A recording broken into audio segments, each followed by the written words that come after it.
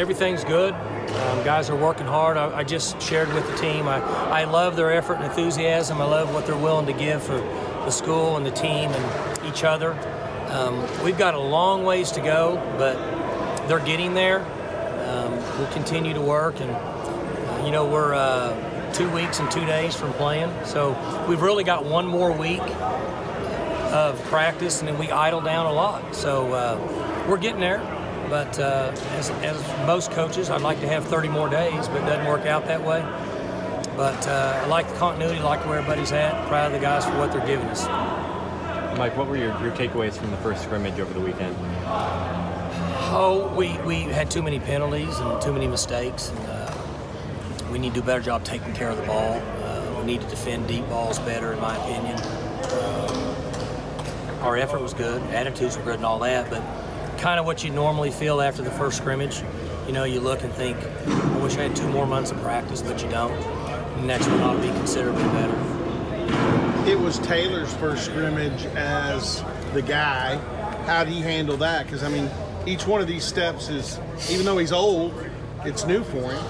He did good, but again, he's been in the bullpen for 3 years. He's just never gone out in the mound and thrown a pitch. And he's doing great. He continues to run our offense. He gets it. So we like where we're at. We're like where we're at. We like what he's doing. How are the other two, Sanders and Brown, looking? Both of them did really well. I'm still shocked that they can absorb as much information as they can and play the game the way we play it so fast. As early as they've been in their career. They've been here, 12 days? And they're doing really well. I think they're really intelligent football players, and they're gathering information. So I like where those guys are at. They're doing a good job. How did the video board impact things being out on the field? It was fantastic. I was shocked. I just got a new TV about 2 months ago, because if you have a TV like 5 years, then it's out of date. So I broke down and went and got one, and this one's better than mine. I was stunned at the clarity and the sound, and it's better than being in your living room. And we didn't notice it being a factor with the team. I had mentioned to the coaches I wouldn't even bring it up anyway. A lot of times with young people, if you don't bring it up, they'll never notice it. So they did fine. Now, we're going to go out and practice a couple times at night, and we'll see what difference that makes based on the darkness and the lights and the video board. But everything seems to be okay. But it's fantastic. I mean, it's awesome, the clarity and how good the video board is. Joe, Bob, and Greg are working well together. When you have 2 guys coaching really one position, I know there's ends and tackles, but ultimately it's all the same. They have to be on the same page, and they're working really well together. And, Greg loves OSU. I don't think there's anywhere else he'd rather be than here, and you can see it. The players feel it. He brings a little different side than what Joe Bob has, based on he's a little younger and played at a different level and stuff. So he's been really good. Mike, speaking of that position, you really could count to 3 at tackle and end with guys who've been out there and proven themselves, like Brailford Owens and Walter Scheid at end, and Darian and Enoch and Trey at tackle. Are you seeing some guys, because you'll need more than 3, are you seeing some guys work their way up and prove themselves? We're getting some guys that are getting work. They're lacking experience. What you're saying is right. With those guys, you learn a lot more when you get in a game. And there's just no substitute for being in a game. But I like their bodies, I like their effort, I like their willingness to learn, allow coaches to coach them.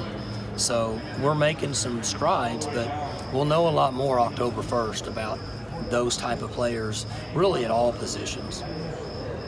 How are you liking the depth at linebacker with guys stepping up in the face of some injuries?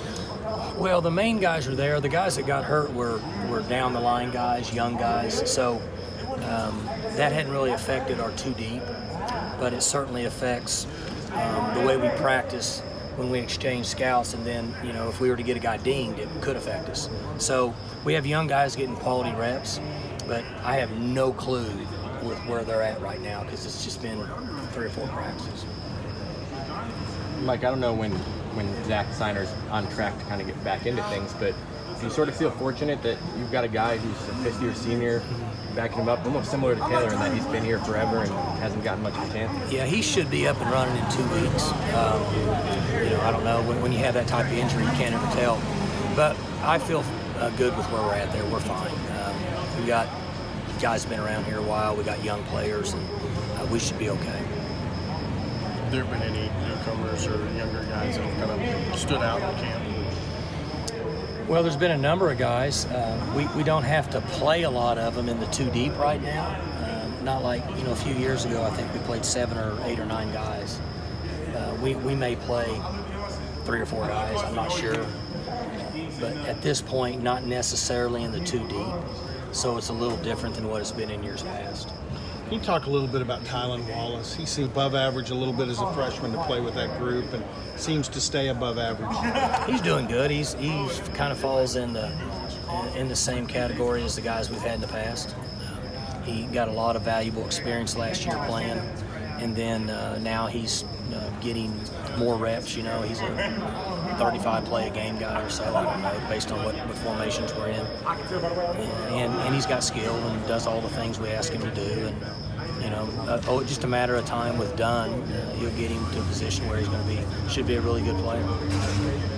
You haven't done a lot of 2 running backs on the field at the same time the past few years, but with the amount of guys you have there, is that something that you've looked into? Yeah, we can. We could. You know, we had it last year. We've had it every year, but I mean, we're going to follow the same policy we all have. We're going to, or that we always have, is we're going to say who are the guys that can make plays and score points, and they're going to be on the field. And so we have what would be 4 to 5 pretty much veteran wideouts. That if the ball goes to them, we're good.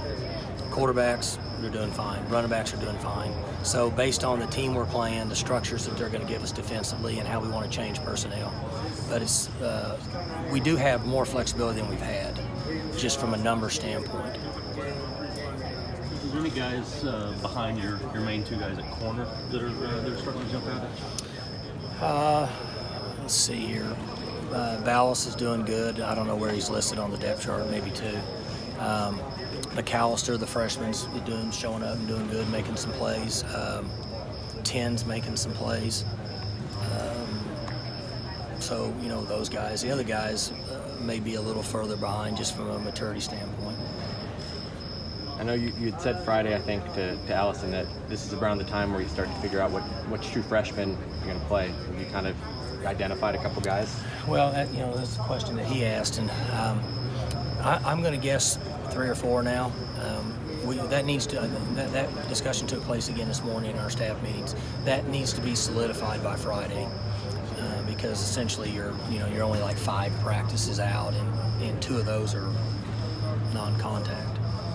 But they've got a lot of reps. You know, one thing about our practices, they get a lot of reps, and we'll have to say these guys are going to be active, and then these guys could potentially be active with the 4-game red shirt. Right. So, and I don't have a clue when you use guys anymore. I wish somebody knew. I don't know that anybody's scenario is the same at any different school. I think it's different everywhere. So we just have to kind of play it by ear.